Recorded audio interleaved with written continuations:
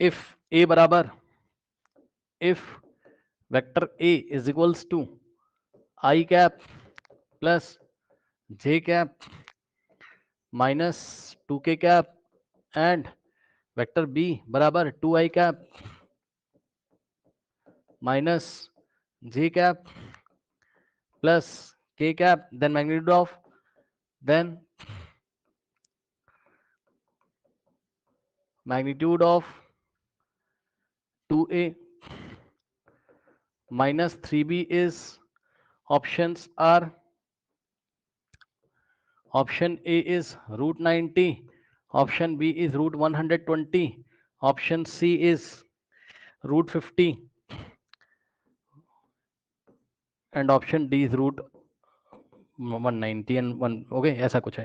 ना। क्वेश्चन देखिए क्या कह रहा है कि ए इतना है बी इतना है, तो द मैग्नीट्यूड, अरे भैया हलवा सवाल है, कुछ नहीं करना है, क्या करोगे, ए दिया बी दिया है, मैग्नीट्यूड चाहिए किसका, 2a माइनस 3b का, यहाँ वेक्टर लगा हुआ है, ठीक। तो भैया बना लो 2a माइनस 3b, कैसे बनाओगे, कितना आसान है, कुछ नहीं करना है, ए का डबल करो 2a बनेगा, ये रहा ए, इसका डबल करो, यानी कि यहाँ 2 लगा देंगे, ए के सामने 2 लगा देंगे, सो 2i cap plus j cap minus 2k cap, ये बना 2a, फिर minus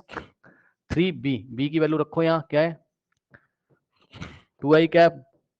minus 3j cap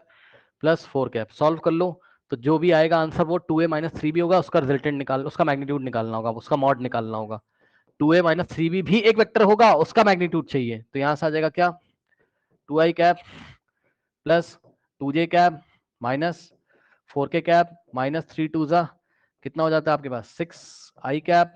minus minus plus 3j cap minus 3k cap, solve करिए तो आएगा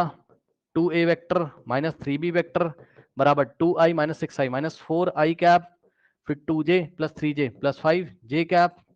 और minus 4k minus minus 7k हो जाएगा k कैप, है ना। नाउ मॉड ले लेंगे, तो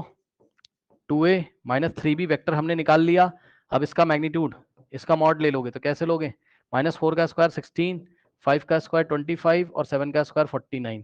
ऐड कर लीजिए आंसर आ जाएगा। नाउ स्टूडेंट्स 9 और 5 14 6 20, 2 जाएगा 4 2 6 तो 8 1 9 90, रूट ओवर 90 आ गया। तो इस तरीके से स्टूडेंट्स इस वेक्टर का जो मतलब इस वेक्टर का जो मैग्नीट्यूड है रूट 90, बहुत आसान सवाल है, ठीक।